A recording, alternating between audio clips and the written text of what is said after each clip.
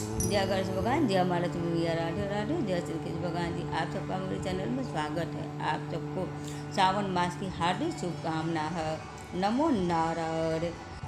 ओम त्र्यंबकं यजामहे सुगंधपुष्टिवर्धनम् उर्वारुकमिव वंदनात् मूर्तिमुच्यमां तात। सावन मास महात्म्य अध्याय चौथा। ईश्वर जी बोले कि अब हम धारण पारण के व्रत का वर्णन करूँगा। प्रतिपदा के दिन से आरंभ करके सर्वप्रथम पुर्याह वाचन कराना चाहिए। इसके बाद मेरी प्रसन्नता के लिए धारण पारण व्रत का संकल्प करना चाहिए। एक दिन धारण व्रत करें और दूसरे दिन पारण व्रत करें। धारण में उपवास तथा पारण में भोजन होता है। श्रावण मास के समाप्त होने पर सबसे पहले प्रियाह वाचन कराना चाहिए। इसके बाद हे मानस आचार्य तथा अन्य ब्राह्मणों का वर्ण करना चाहिए।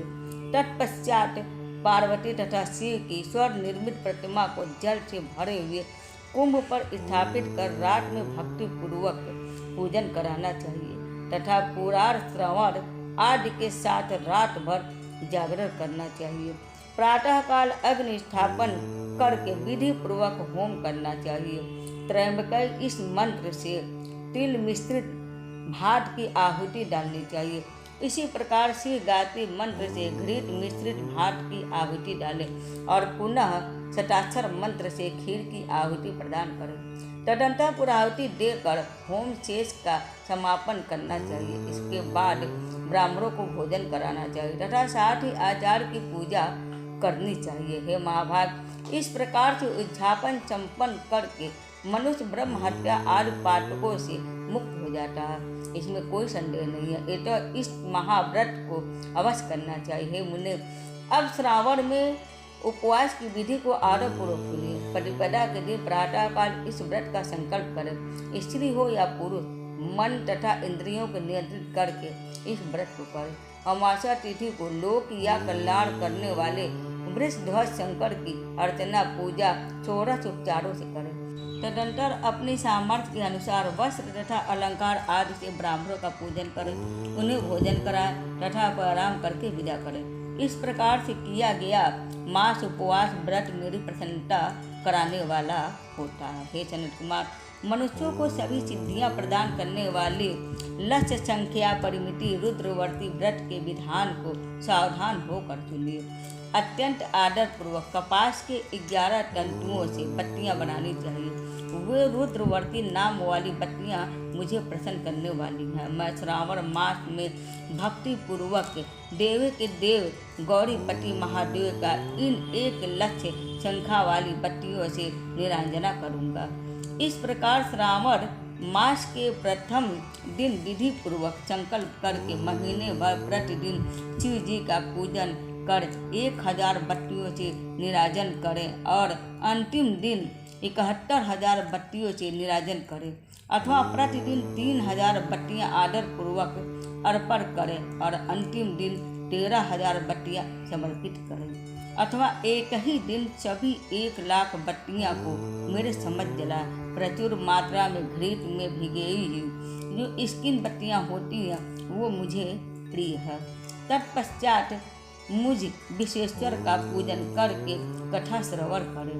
सनत कुमार बोले, हे देवी के देव, हे जगन्नाथ, हे जगदानंद कारक, कृपा करके आप मुझे इस व्रत का प्रबंध बताएं। हे प्रभु, इस व्रत को सर्वप्रथम किसने किया तथा इसके उद्यापन में क्या विधि होती है? ईश्वर बोले, हे ब्रह्मपुत्र, व्रतों में उत्तम इस रुद्रवर्ती व्रत के विषय में सावधान होकर सुनिए। यह व्रत महापूर्वप्रद सभी उपद्रवों का नाश करने वाला, प्रीति तथा सौभाग्य देने वाला, पुत्र पौत्र समृद्धि प्रदान करने वाला, व्रत करने वाले के प्रति शंकर जी की प्रीति उत्पन्न करने वाला तथा परम पद शिवलोक देने वाला है। तीनों लोकों में इस रुद्रवर्ती के समान कोई उत्तम व्रत नहीं है। इस संबंध में लोग यह प्राचीन दृष्टांत देते हैं। क्षिप्रा नदी में रम्य तट पर उज्जैनी नामक सुंदर नगरी थी। उस नगरी में सुगंधा नामक एक परम सुंदरी वीरांगना थी। उसने अपने साथ संसर्ग के लिए अत्यंत दुहस्त शुल्क निश्चित किया था। 100 मुद्रा देकर संचरण करने की शर्त रखी थी। उस सुगंधा ने युवकों तथा ब्राह्मणों को भ्रष्ट कर दिया था। उसने राजाओं तथा राजकुमारों को नग्न करके उनके आभूषण आदि लेकर उनका बहुत तिरस्कार किया था। इस प्रकार उस सुगंधा ने बहुत लोगों को लूटा था। उसके शरीर की सुगंध के कोस भर का स्थान सुगंधित रहता था। वह पृथ्वी तल पर रूप लावण्य और कांति की मानव निवास स्थली थी। वह 6 रागों और 36 रागियों के गायन में तथा उनके अन्य बहुत भेदों की गान क्रिया से में अत्यंत कुशल थी। वह नृत्य में रंभा आदि देवांगनाओं की भी तिरस्कृत कर देती थी और अपने एक एक पग पर अपनी गति से हाथियों तथा हंसों का उपहास करती थी। किसी दिन वह सुगंधा कटाक्षों तथा बहुत चालान के द्वारा काम बारों को छोड़ती हुई क्रीड़ा करने के विचार से क्षिप्रा नदी के तट पर गई। उसने ऋषियों के द्वारा सेवित मनोरम नदी को देखा। वहाँ कई विप्र ध्यान में लगे हुए थे तथा कई जप में लीन थे और कई शिवाचर्च में रत थे तथा कई विष्णु भगवान जी के पूजन में तल्लीन थे। हे महामुने, उसने उन ऋषियों के बीच विराजमान मुनि वशिष्ठ को देखा। इनके दर्शन के प्रभाव से इसकी बुद्धि धर्म में प्रवृत्त हो गई।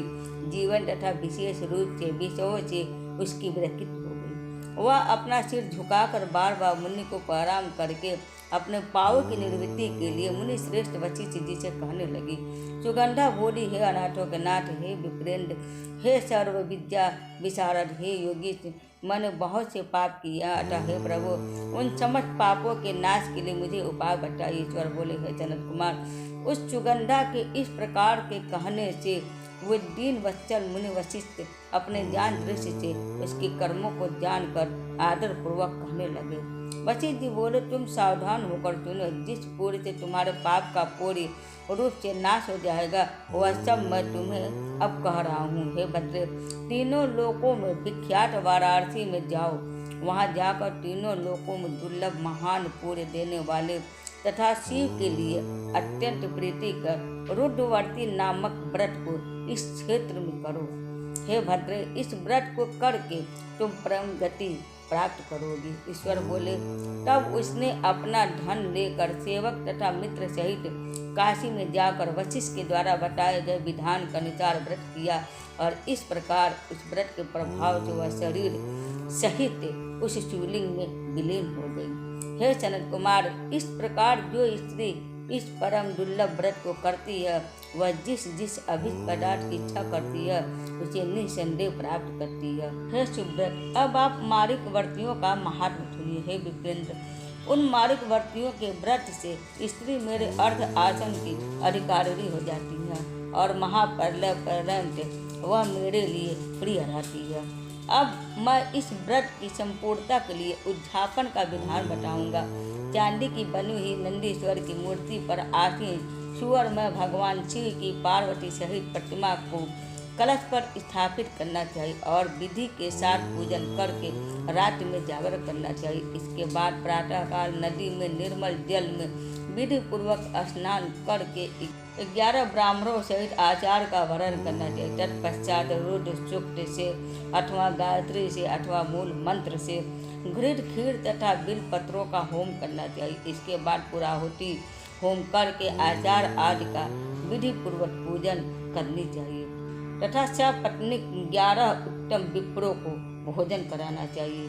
हे सनत कुमार, जो स्त्री इस प्रकार से व्रत करती है वह समस्त पापों से मुक्त हो जाती है। तत्पश्चात विधान पूर्वक कथा सुनकर स्थापित की गई समस्त सामग्री ब्राह्मणों को दे देनी चाहिए। इससे निश्चित रूप से 1000 अश्वमेध यज्ञों का फल प्राप्त होता है। सावन मास महात्म्य अध्याय 4 संपूर्ण हुआ। आशा है कि आप सबको मेरा वीडियो पसंद आया होगा। हरे कृष्ण, हर हर महादेव। लाइक और सब्सक्राइब करना मत भूलिएगा।